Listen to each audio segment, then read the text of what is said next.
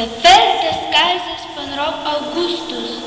Der Kaiser will sein Volk in allen Ländern zählen, damit auch jeder seine Steuer bezahlt.